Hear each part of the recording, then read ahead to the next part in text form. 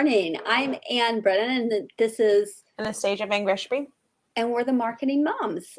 We're here today to talk to you about making marketing easy for you. That's our goal each and every week. And we hope we do it. We hope that you walk away with at least one thing that you can put to practice. So we will give you a tip in just a little bit. I do want to remind you that you can ask questions. We're live on YouTube, Facebook, and Twitter. Actually, today it looks like we are not on Twitter. I'm looking at our feed, but we're live on Facebook and YouTube. I hope that you're watching it on one of those. Please go over and subscribe on YouTube. But if you are, leave us a question. If you're listening to this as a podcast, you can't do that. But if you message us, we'll answer those anyway. We like to do that.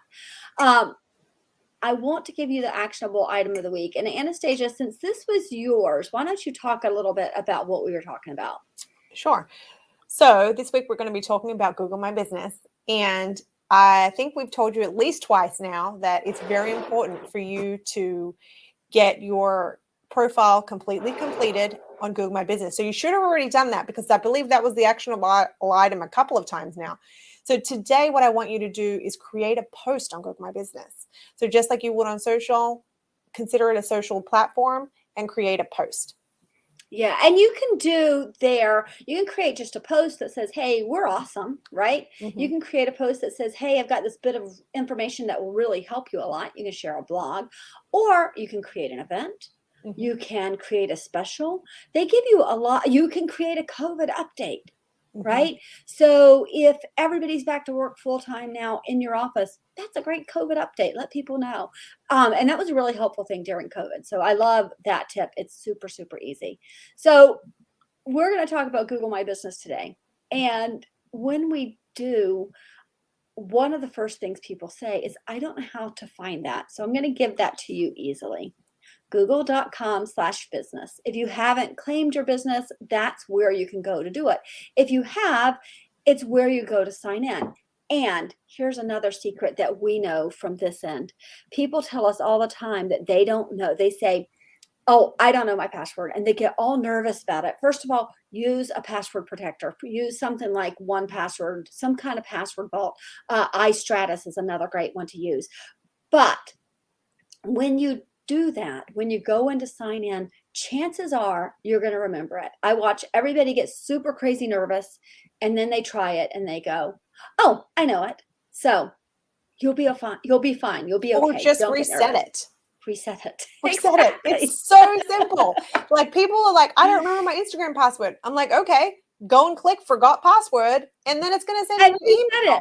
Like, it's so easy to reset your password. As long as you have access to the email accounts depending on what you're working on. It could be a text message, but as long as you have access to whatever was created, then you can get in easily. So exactly. The stress that comes from passwords is amazing. I'm always surprised by how stressed out people are. Even my husband, who is a very calm guy, if I ask him a password, he would think that I have just threatened his life. Something horrible is about to happen. So, all right. The first thing that you're going to do when you go in is to complete your information. And that seems easy, right? Oh, well, of course I'm going to complete my information. Most people don't. They do the basics, but then they forget to add their services or their products, right? Or their hours. And actually, I have another tip for you. I love this because there's so many fun things that we're boring and nerdy about this stuff, but fun to us. Here's a really cool tip. You can make a decision right now about what your holidays hours are going to be for the rest of your business life. You can say, we're always going to be closed on Christmas. I mean, for us, we're always closed the week between Christmas and New Year's. We take the whole week off, the entire office does, right? We can put that in there. We can put in, we're going to be out for Thanksgiving. You can put in any hours you know you're going to be out ahead of time. Just go ahead and put them in. Those are special hours. That's an easy thing to do. So before this started, I went out and added pictures to my Google My Business, because every time we walk in the door, I do that. So another place that people should do this is there. Go in and add pictures. Anastassia, one of the things we do is do this for clients, right? So can you talk a little bit about how that user created content helps on Google My Business? Definitely. So if you go to somebody's Google page, whether you're at a restaurant or whatever, you'll often see the pictures that are in there.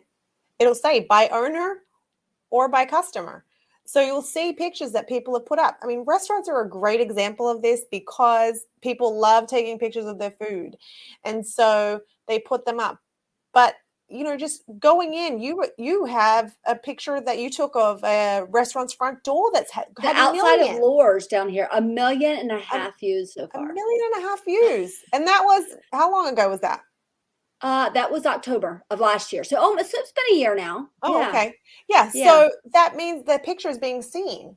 So 1.5 million times. yes.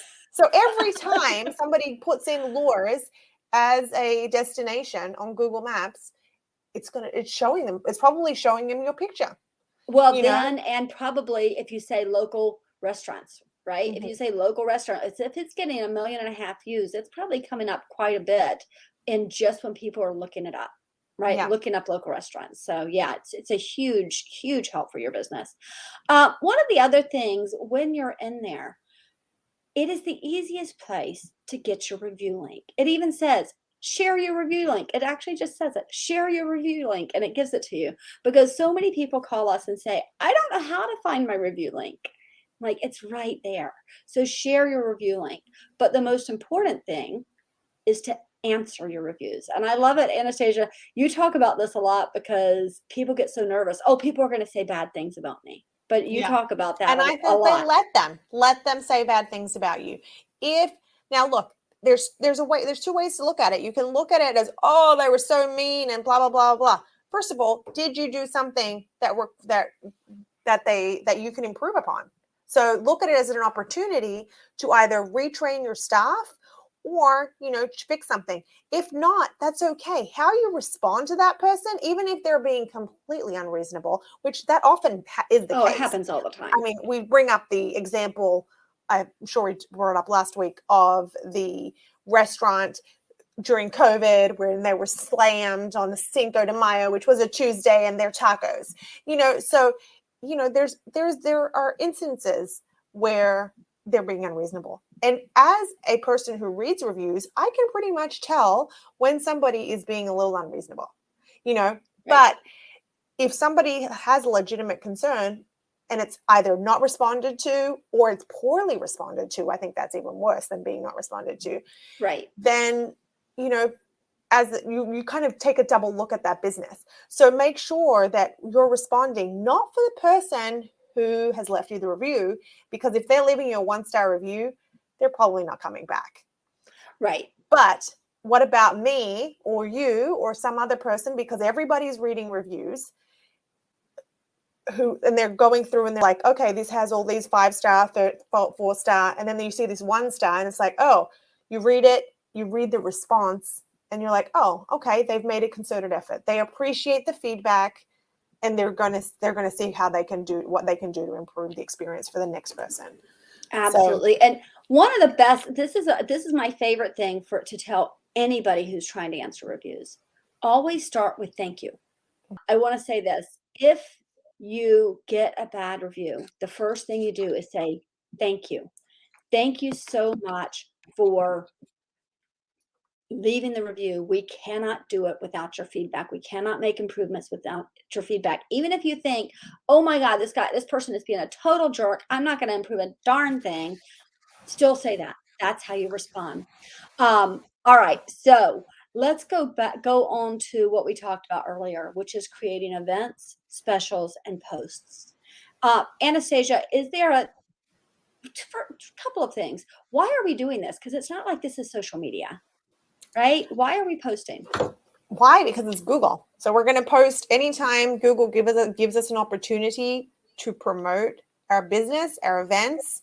We're going to use it because it's going to be more easily found. It's going to give you those points that you need for Google. And the thing is, you really just don't know where people are going to find out about something.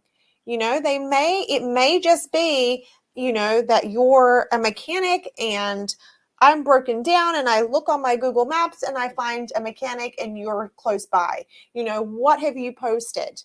You're like, oh, there's 2 or 3 to choose from. I'm having issues with my brakes. This guy has a promotion. They're equal in terms of reviews. They're equal in terms of satisfaction, but customer satisfaction. What's going to give me that incentive to go to one person versus another? And that could be that I can see what events they're promoting, whether or not they're charitable, if they've got some kind of a special on, like their break special or something like that. It could be something like that. So what's gonna make you stand out from your competition when somebody is just doing a basic search for a generic term in your area? Absolutely. The other thing is, we will say this on this podcast, you will probably hear this in every single episode. If a platform creates a tool, they want you to use it, and they will reward you for doing so. So they've created this opportunity for you to post. So use it. Use it. I just cannot stress that enough. Use the tools they give you. So in this case, they're giving you that opportunity to post. They're giving you an opportunity to share something. Actually, speaking of that, let's go right back up to the complete your information part, because this is something that is really important and we skipped over it. There is a part that you're going to go down and it's going to say attributes. And interestingly, I'm not sure why these are all lumped in together, but it will say things like, is it handicap accessible? Is it child friendly? I think they say, are there high chairs, right? Mm-hmm. But it will also say, is this a Black owned business? Is this a woman led business? Is it LGBT friendly? All of those things are things they really want you to answer. So do answer them. And there, I think it also says to you, which credit cards do you take? So answer all of those questions. I know we said answer all of them, but I'm being very specific here. Those questions are ones that people skip. Go in and do that. And then I want to go back, because I did move on to the photos very quickly. Services. When you put in your services or you put in your products, put a description. And why is that? It's because they use, I call them like little spider bots, right? They're just going out there, the Google bots, they're going out there and they're finding information. And if you say, we offer social media marketing, and that means we post for you 7 days a week, and we go into describing exactly what we do, it makes it much more clear to those Google bots that we are a real business and we do real things and we are exactly what this person's looking for, right? So fill in that information. You may even want to talk to a copywriter about that part. Make sure that is really filled in well. That's so important. So, all right.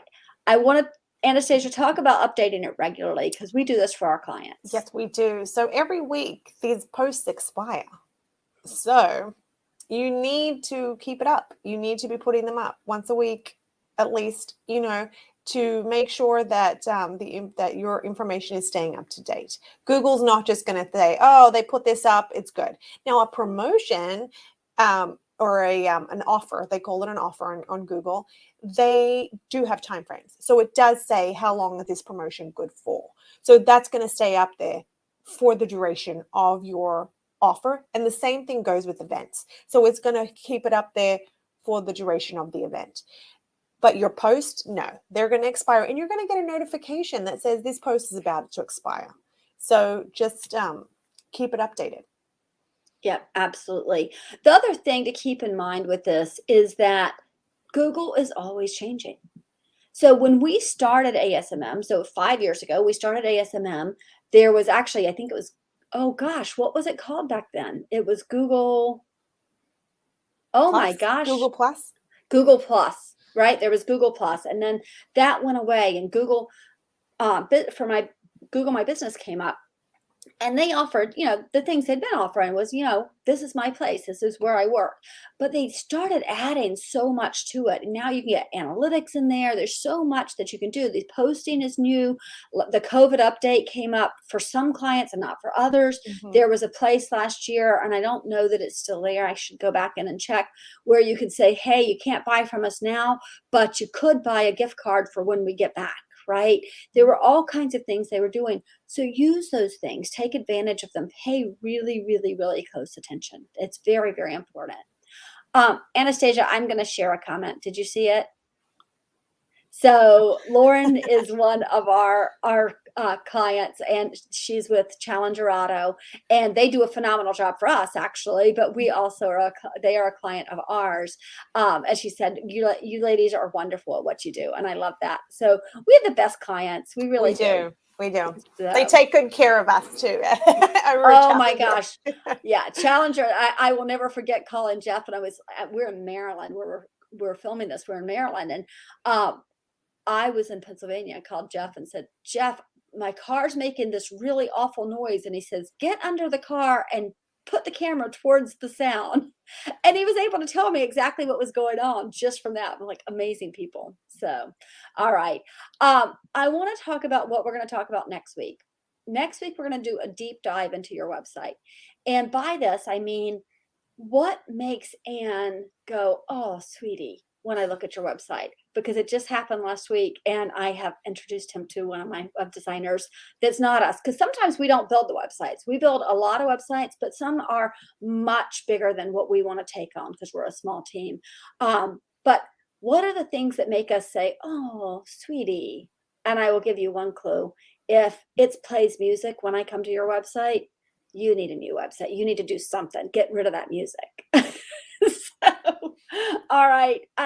Anastasia, do you want to add anything before we go? No, I mean, I think it seems like, okay, this has been a short episode. It seems that people are thinking, oh, no big deal, but it's a big, big deal. It is a very big deal. Your Google My Business needs to be updated. Hey, if you're not going to do it and your competitor is one of our clients, I'm like, hey, forget it. That's fine. Because I know that our clients, Google My Businesses, are perfect. They are. They're in good shape. We go back in and check them, and we're updating. We're posting daily. I mean, there's a lot that we do for our clients. So it depends on you. Do you want to stand out from the competition or not? Right. Because the majority of people are not doing this.